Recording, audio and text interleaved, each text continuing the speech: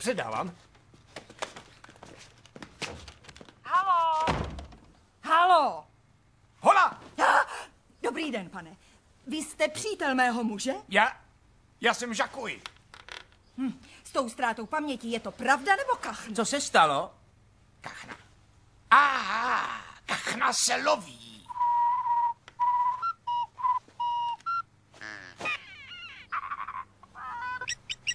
Přestaňte vyluzovat ty zvuky a řekněte mi, proč ten darebák nedal své ženě 15 let vědět, že je naživu. A vám je stydno i za něj. Bednička z trubadury schořela. Dílo satanovo. Co schořelo? Co je to za pitomce? Kde je hrabě Zmomiraj? Na svém sídle. Bohatě hoduje na svatební hostině. On se žení? Výborně. Vyříďte mu, že to bude představovat právní problém. OK? OK! Bože, to je hlupák. Mohla bych mluvit s Iberem? Ne. Jste jeho přítel nebo ne? Ne. Vy Ibera neznáte? Ten chlap Ibera vůbec nezná, je to debil. A navíc to položil.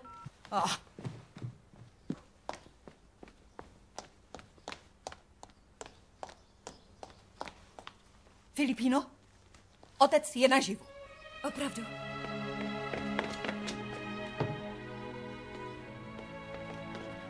Podívejte, když zmizel, bylo mi 5 let.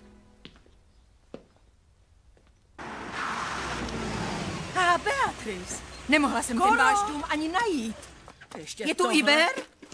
Okamžíček, otevřu vám vrata. Pospěš, dcero, do povozu.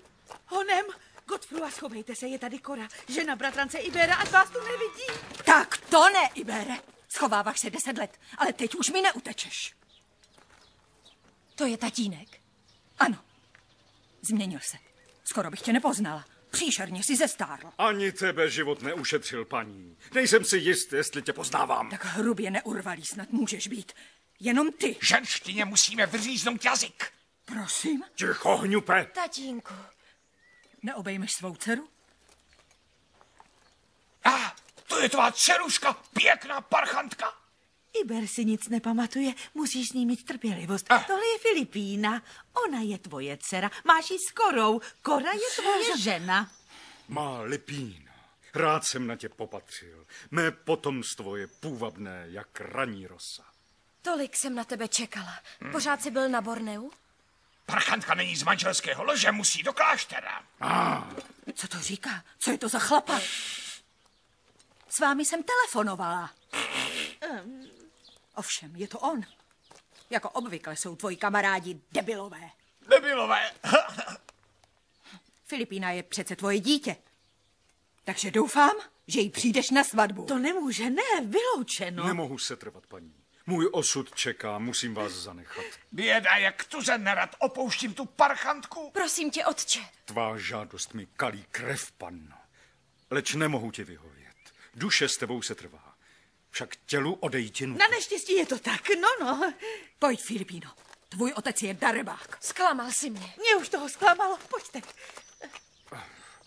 Proč najednou Iber mluví jako z antikvariátu? Zřejmě chce nalézt vlastní kořeny, znáš to. A kde vzal toho svého kamaráda? Nemám ponětí, ale jsou pořád spolu. Příšerné.